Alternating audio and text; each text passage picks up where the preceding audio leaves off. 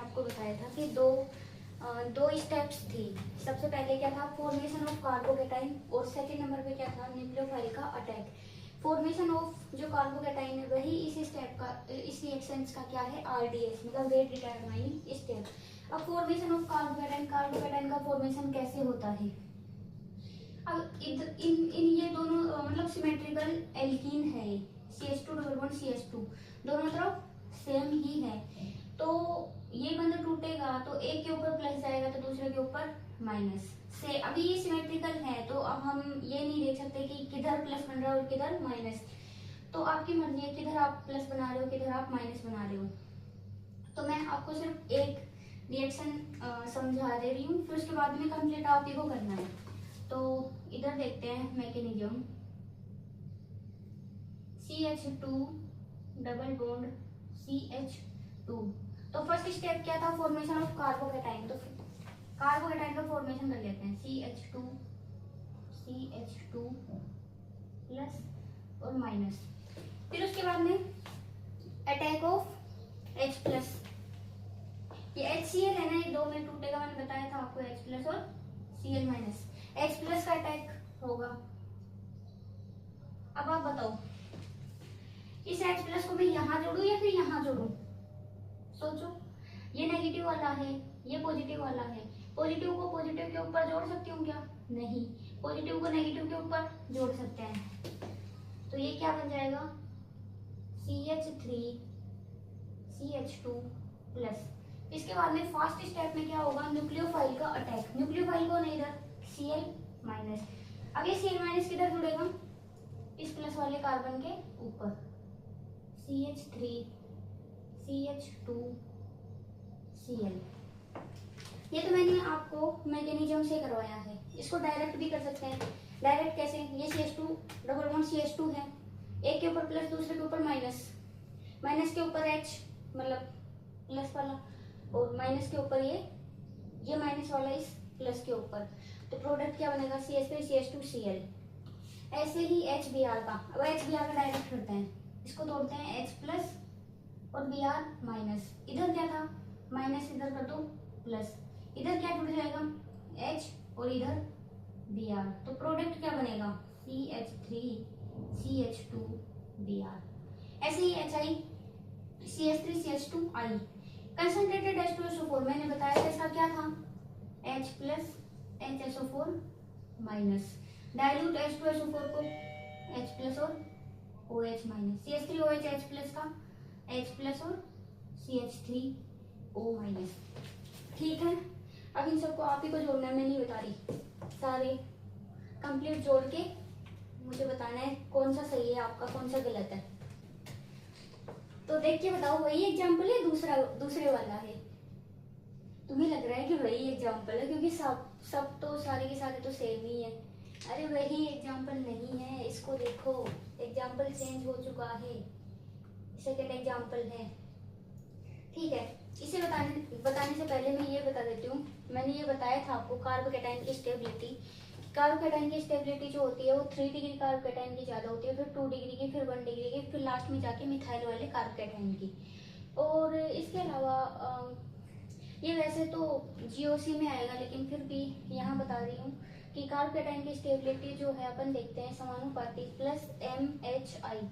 M का मतलब है मीजोमेरिक या फिर रेजोनेंस, H का मतलब है हाइपर कंजुगेशन, I का मतलब है इंडक्टिव इफेक्ट। ये इधर इतना काम नहीं आएगा। ठीक है, अब चलते हैं इस एग्जाम्पल के ऊपर, CH3 CH double bond CH2।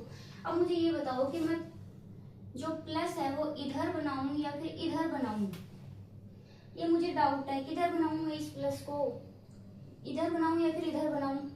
अगर मैंने इस प्लस को इधर बनाया तो ये कौन सा डिग्री होगा, 2 डिग्री, क्योंकि ये वाला प्लस इधर भी एक कार्बन से जुड़ा है, इधर भी एक कार्बन से जुड़ा है, तो ये कौन सा हुआ, 2 डिग्री। अगर मैंने इस प्लस को इधर बनाया तो ये कौन सा होगा, 1 डिग्री, क्योंकि ये केवल सिर्फ इसी एक कार्बन से जुड़ा हो, आगे इधर कोई कार्बन नहीं है, तो ये 1 डिग्री होगा। अब मुझे बताओ 1 डिग्री और 2 डिग्री में से कौन सा कार्बोकेटाइन स्टेबल है, 2 डिग्री वाला। तो मेरा ये वाला कार्बोकेटाइन तो बनेगा, लेकिन ये वाला कार्बोकेटाइन नहीं बनेगा। मैं ऐसे नहीं बोल सकती कि नहीं बनेगा, ये बनेगा, लेकिन इसकी जो अमाउंट होगी वो बहुत कम होगी, मतलब ये माइनर प्रोडक्ट में जाएगा। और अपन से जो भी क्वेश्चंस पूछे जाते हैं वो मेजर प्रोडक्ट के अकॉर्डिंग पूछे जाते हैं। तो ये वाला अपन को इस वाले से सोल्व करके आना है। अगर वो बोले मेजर और माइनर दोनों बनाओ, तब ये भी बनेगा ये भी बनेगा, दोनों बनेंगे, तो ठीक है। ये वाला प्लस बन जाएगा, अब ये वाला प्लस बनेगा तो ये वाला माइनस बन जाएगा, इधर माइनस आ जाएगा। और मैंने क्या बताया था, माइनस के ऊपर अपन को क्या जोड़ के आना है, प्लस वाला, मतलब इधर जुड़ेगा H और इधर कौन जुड़ जाएगा, Cl। तो अपना प्रोडक्ट क्या बनेगा, CH3 CH CH3 और Cl। समझ में आया। इसी तरह से HBr है, इधर H जुड़ेगा तो इधर Br, HI है, इधर H तो इधर I, कंसंट्रेटेड H2SO4, इधर H SO4, डाइल्यूट H2SO4, इधर H इधर OH, CH3OH H प्लस, इधर H और इधर OCH3।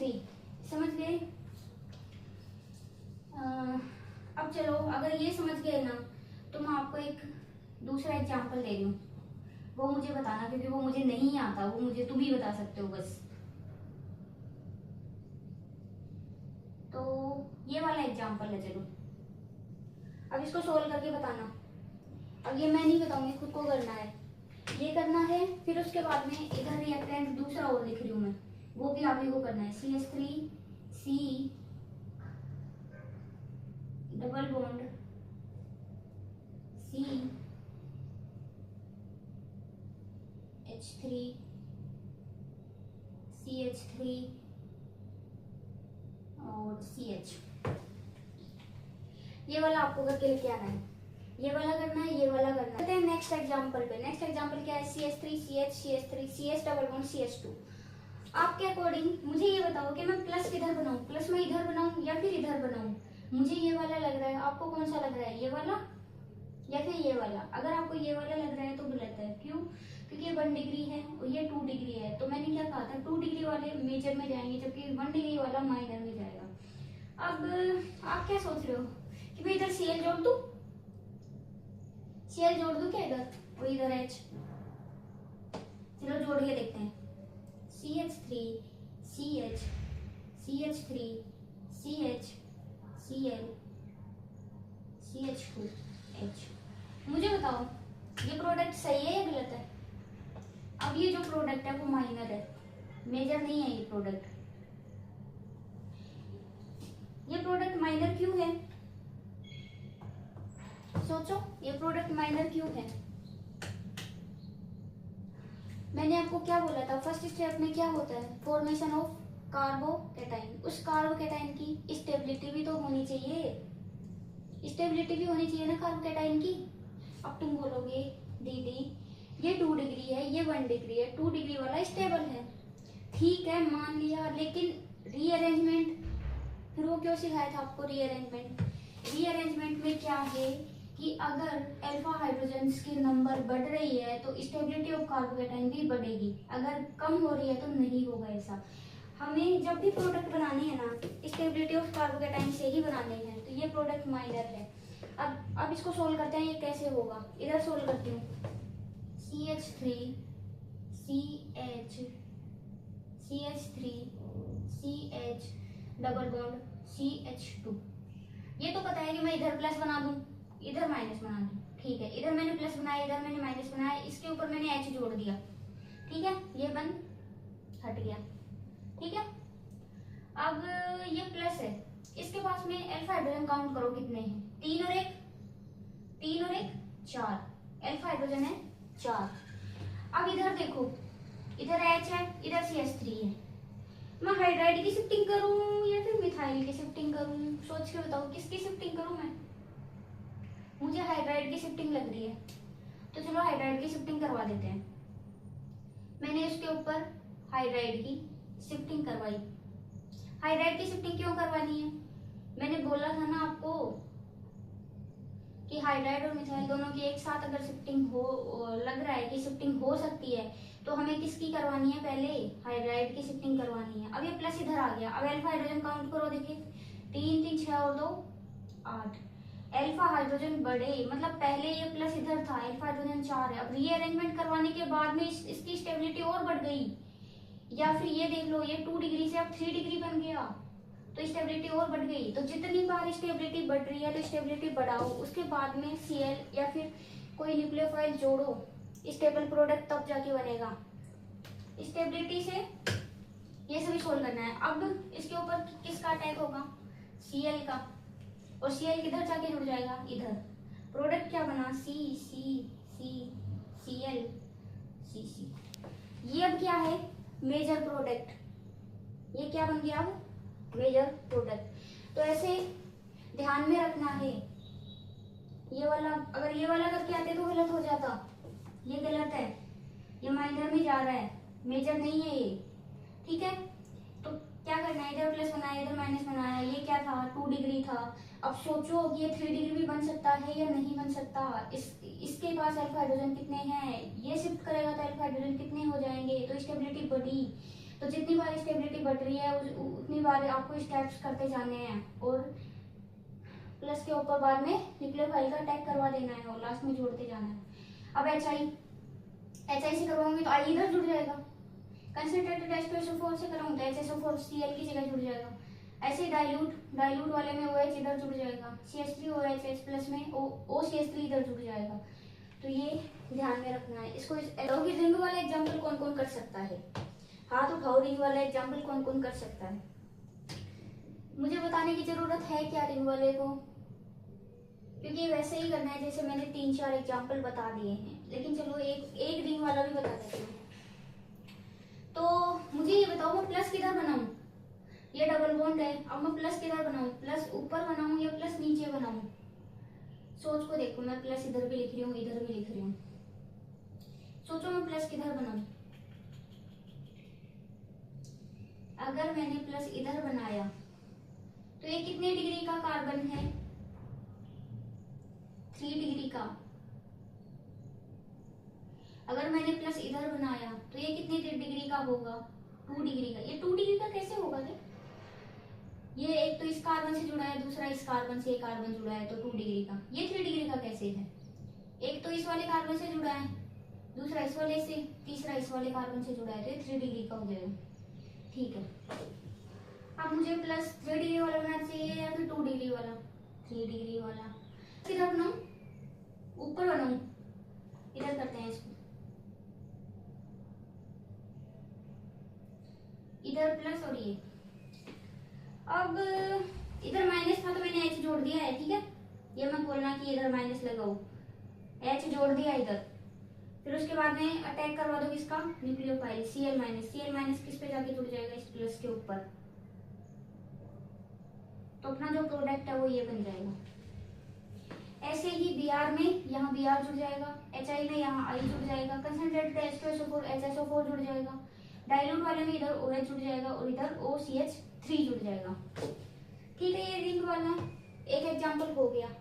दूसरा एग्जांपल देती हूँ आपको, कौन सा करना है रिंग में।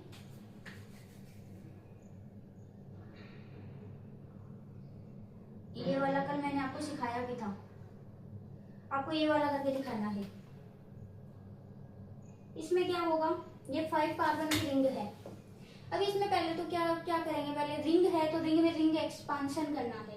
अगर उसके बाद में हाइड्राइड और मिथाइल की शिफ्टिंग हो रही है ना, तो आपको हाइड्राइड और मिथाइल की शिफ्टिंग करवानी है।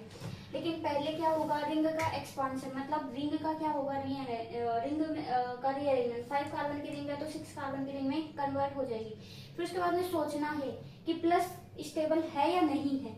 अगर वो स्टेबल है तो अपन को हाइड्राइड मिथाइल कुछ भी शिफ्ट कराने की जरूरत नहीं है। अगर ये स्टेबल नहीं है, फिर अपन सोचेंगे कि इसका रीअरेंजमेंट करवाने के बाद में ये स्टेबल हो रहा है या नहीं हो रहा। अगर नहीं हो रहा तो करवाने की जरूरत नहीं है, अगर हो रहा है तो करवाने की जरूरत पड़ेगी। ठीक है, ये वाला एग्जाम्पल आपको करना है नोटबुक में। ये कल के अकॉर्डिंग ही होगा। कल मैंने बताया था ना आपको रीअरेंजमेंट कैसे करते हैं, ये वाला एग्जाम्पल दिया था और साथ में 2 एग्जाम्पल और दिए थे। वो कर लिया आपने? वो कर लिए, लेकिन आपने बताया नहीं है कि आपने किया है या नहीं किया है। अगर नहीं किया, आपसे नहीं हुआ तो आप बता सकते हैं, मैं उनको बता दूंगी बाद में। ER के आपको जितने भी एग्जाम्पल्स पढ़ाए हैं ना, उनको अपन 2 रूल से कर भी सकते हैं, मार्कोनिकोफ रूल और एंटी मार्कोनिकोफ रूल। लेकिन अपन को ना रूल से नहीं करना, अपन को किससे करना है, स्टेबिलिटी से ही करना है, स्टेबिलिटी वाले मेथड से ही करना है। जैसे मैंने आपको मेथड बताया उसी से करना है। अगर 2 डिग्री 3 डिग्री में जा रहा है तो स्टेबल प्रोडक्ट 3 डिग्री वाला बनेगा। अल्फा हाइड्रोजन के नंबर बढ़ रहे हैं तो अल्फा हाइड्रोजन जो बढ़ने वाला है वो स्टेबल बनेगा। इनसे करना नहीं है, लेकिन ये दिया हुआ है तो मैं बता रही हूँ बस। इसमें मार्कोनिकोफ रूल, मार्कोनिकोफ रूल में आपको क्या याद करना है, असममित, अनसिमेट्रिकल, जो रिएक्टेंट और रिएजेंट मतलब एल्कीन और एल्काइन, और रिएजेंट जैसे HCl, HBr, HI, ये सभी क्या होने चाहिए, असममित, असममित आना चाहिए। जैसे कोई रिएजेंट, रिएजेंट मतलब एल्कीन, अब ये वाली एल्कीन देखो CH3CH11CH2, अब ये एल्कीन सममित है या असममित है, ये एल्कीन असममित है तो असममित एल्कीन होनी चाहिए। असममित मतलब अनसिमेट्रिकल, असममित या फिर अनसिमेट्रिकल क्या होनी चाहिए, एल्कीन या फिर एल्काइन हो। और ये जो रिएजेंट, रिएजेंट मतलब HCl वगैरह, ये सभी भी क्या हो, असममित, तब जाके ये रूल लगेगा। असममित मतलब अनसिमेट्रिकल, मतलब अनसिमेट्रिकल एल्कीन और एल्काइन तथा अनसिमेट्रिकल ही रिएजेंट, रिएक्टेंट। तो रिएजेंट और रिएक्टेंट दोनों ही क्या होने चाहिए, अनसिमेट्रिकल होने चाहिए, ये रूल लगने के लिए। अब ये रूल बोलता क्या है, ये रूल बोलता है कि जैसे Cl- है, Cl- का नेगेटिव पार्ट है या फिर न्यूक्लियोफाइल है, तो ये कहाँ जाके जुड़ेगा, ये वहां जाके जुड़ेगा जिस कार्बन के ऊपर हाइड्रोजन की संख्या कम हो। अब देखो इसके पास हाइड्रोजन की संख्या 2 है, इसके पास हाइड्रोजन की संख्या 1 है, तो ये जो नेगेटिव वाला पार्ट है कहाँ जाके जुड़ेगा, जहाँ पे हाइड्रोजन की संख्या कम हो, मतलब ये नेगेटिव वाला पार्ट यहाँ जाके जुड़ेगा। तो क्या बनेगा, ये CH3CHCl और ये जो पॉजिटिव वाला है ये इस पे जाके जुड़ जाएगा। तो यही है ये रूल। लेकिन आपको क्या बताया मैंने, इससे सोल्व नहीं करना है आपको, मैंने पहले जो बताया है स्टेबिलिटी वाला, आपको उसी से सोल्व करना है। एक बार फिर बोल देती हूँ कि रूल है क्या। रूल क्या है कि दोनों चीजें क्या होनी चाहिए, अनसिमेट्रिकल होनी चाहिए। अनसिमेट्रिकल मतलब असममित, रिएक्टेंट और रिएजेंट दोनों ही असममित होने चाहिए। सममित में ये रूल नहीं लगेगा। और बोलता क्या है ये रूल, ये रूल बोलता है कि जो नेगेटिव पार्ट है वो कम हाइड्रोजन वाले कार्बन पे जाके जुड़ेगा। अब चलो एक एग्जांपल मैं भी पूछ ही लेती हूँ, मुझे ये बताओ कि ये रूल इस पे लगेगा या नहीं लगेगा, CH2 डबल बॉन्ड CH2, ये रूल इस एल्कीन पे लगेगा या नहीं लगेगा। तो ये रूल इस एल्कीन के ऊपर नहीं लगेगा। क्यों, क्योंकि ये एल्कीन क्या है, सममित। अब मैं बोलूं चलो दूसरा एग्जांपल लेते, मैंने यही लिख दिया, ठीक है, CH3CH डबल बॉन्ड CH2 ये है, लेकिन मैंने यहाँ जो रिएजेंट है ना, रिएक्टेंट है, उसकी जगह मैंने लिखा Br2CCl4। अब बताओ ये रूल लगेगा या नहीं लगेगा। तो ये रूल यहाँ भी नहीं लगेगा, क्योंकि मैंने क्या बोला था, दोनों ही क्या होने चाहिए, असममित होने चाहिए। ये भी असममित होगा और ये भी असममित होगा, तब जाके ये रूल लगेगा। ये अगर सम्मित है, ये असममित है तो नहीं लगेगा। ये असममित है, ये सम्मित है, मतलब सिमेट्रिकल है, तो ये नहीं लगेगा। तो ये रूल ऐसा नहीं लग रहा कि वो थोड़ी सी जगह पे लग रहा है, दोनों चीजें असममित हो तब जाके ये रूल लगे। तो ये रूल को लगाना ही नहीं है, रूल को नहीं लगाना। सोल्व कैसे करना है, स्टेबिलिटी वाले से ही प्रोडक्ट बना के आना है। अगर इससे करके आओगे तो भूल जाओगे तुम कि क्या है सम्मित है, क्या सम्मित है, तुम इसमें भी ये रूल लगा के आ जाओगे, जो गलत होगा। इसको इस पे एक पर्टिकुलर जब सवाल पूछे ना कि मार्कोनिकोव के रूल के अकॉर्डिंग कौन सा प्रोडक्ट सही, प्रोडक्ट तो वो नहीं पूछेगा, लेकिन वो पूछेगा कि मार्कोनिकोव रूल के अकॉर्डिंग कौन कौन से रिएजेंट या फिर रिएक्टेंट रिएक्शन शो कर सकते हैं, या फिर मार्कोनिकोव रूल कौन से रिएक्टेंट या फिर रिएजेंट पे लगेगा, तब जाके अपन ये। अब मार्कोनिकोव के बाद में अपन करते हैं एंटी मार्कोनिकोव रूल। मैंने क्या बोला था, मार्कोनिकोव या फिर एंटी मार्कोनिकोव दोनों से ही अपन को सवाल सोल्व नहीं करने हैं, लेकिन ये दिया हुआ है तो इसलिए थोड़ा सा देख लेते हैं। तो मार्कोनिकोव और एंटी मार्कोनिकोव दोनों ही तभी लगते हैं जब अनसिमेट्रिकल रिएजेंट और रिएक्टेंट दोनों हो। लेकिन मार्कोनिकोव में क्या था कि जो नेगेटिव वाला पार्ट है वो कम हाइड्रोजन वाले कार्बन पे जाके जुड़ जाएगा, लेकिन एंटी मार्कोनिकोव क्या बोलता है, नेगेटिव वाला जो पार्ट है वो अधिक हाइड्रोजन की संख्या जिस कार्बन के ऊपर है उस पे जाके जुड़ेगा। जैसे ये HBr पेरोक्साइड, ये इधर ही लगता है HBr पेरोक्साइड, इसको बोलते हैं खरास प्रभाव भी बोलते हैं, लेकिन इससे अपन को प्रोडक्ट नहीं बनाने, आंसर इससे सही आ जाएगा, लेकिन प्रोडक्ट इससे नहीं बनाने। प्रोडक्ट में ट्रिक बताऊंगी, उसी से बनाने हैं। FAR, ये FAR रिएक्शन जैसा है, HBr पेरोक्साइड मैंने लिखा है, HBr पेरोक्साइड को एल्कीन और एल्काइन पे डालते हैं तो वो कौन सा होता है, FAR रिएक्शन में जाता है, तो HBr पेरोक्साइड। अब इसने क्या बोला है कि असममित एल्कीन, अनसिमेट्रिकल एल्कीन है, ठीक है, एल्कीन है, एल्काइन है, ये भी क्या है, अनसिमेट्रिकल। तो ये बोलता क्या है एंटी मार्कोनिकोव कि इसका जो नेगेटिव पार्ट है वो अधिक हाइड्रोजन, इन दोनों में से अधिक हाइड्रोजन किसके पास है, इसके पास एक हाइड्रोजन है, इसके पास दो हाइड्रोजन है, तो इसके पास दो हाइड्रोजन मतलब इसके पास अधिक हाइड्रोजन है, तो यहाँ जाके नेगेटिव पार्ट मतलब Br जुड़ जाएगा। तो प्रोडक्ट क्या बनेगा इसका, CH3 CH2 Br और इधर H। ये प्रोडक्ट तो सही है इसका, लेकिन अपन इसको इस रूल से सोल्व नहीं करेंगे, अपन इसको ट्रिक से या फिर जो इसका मेथड है रियल उससे सोल्व करेंगे। आज की क्लास को रिकॉल कर लेते हैं कि आज की क्लास में अपन ने क्या क्या पढ़ा था। आज की क्लास में अपन ने पढ़ा था EAR जो रिएक्शंस है उसको करते कैसे हैं, उसके क्वेश्चंस कैसे सोल्व करते हैं। तो इसके लिए आपको सिर्फ एक लाइन याद रखनी है। आपको क्या याद रखना है कि स्टेबल कार्बोकेटाइन बना लेना है और उस स्टेबल कार्बोकेटाइन के ऊपर नेगेटिव पार्ट या फिर न्यूक्लियोफाइल को जोड़ देना है। बस ये लाइन आपको याद रहेगी तो आपके EAR के सभी क्वेश्चंस आप सोल्व कर सकोगे। और इसके बाद में मैंने मार्कोनिकोव एंटी मार्कोनिकोव रूल बताया था। ये रूल मैंने इसलिए नहीं बताया कि आप इस रूल से क्वेश्चंस को सोल्व करो, इस रूल से आपको क्वेश्चंस को सोल्व नहीं करना है। इस रूल में आपको सिर्फ इतना ध्यान रखना है कि असममित या फिर अनसिमेट्रिकल रिएक्टेंट और रिएजेंट जब आए ना तभी ये दोनों रूल लगते हैं। और जो मार्कोनिकोव रूल है वो उस कार्बन पर नेगेटिव पार्ट को जोड़ेगा जिस पर हाइड्रोजन की संख्या कम होगी, और जो एंटी मार्कोनिकोव रूल है वो बोलता है कि उस कार्बन पर जोड़ो नेगेटिव पार्ट को जिस पर हाइड्रोजन की संख्या पहले से ही ज्यादा है। लेकिन इन दोनों रूल से आपको क्वेश्चन सोल्व नहीं करना है। अब लास्ट में आते हैं कुछ एग्जाम्पल्स। अब ये वही EAR के एग्जाम्पल्स हैं, तो EAR में मैंने आपको इतने सारे एग्जाम्पल करा दिए हैं, तो मैं उम्मीद करती हूँ कि आपको वो सारे एग्जाम्पल समझ में आ गए होंगे। अगर आपको समझ में नहीं आए तो आप कमेंट्स में बता सकते हैं कि दीदी हमें समझ नहीं आया, एक बार फिर से बताना बोल के, तो मैं बता दूंगी। लेकिन ये जो एग्जाम्पल्स है ना ये आपको खुद को सॉल्व करने हैं, तो ये जरूर ध्यान रखना कि ऑर्गेनिक केमिस्ट्री इजी है, लेकिन उसको इजी आप खुद ही बना सकते हैं।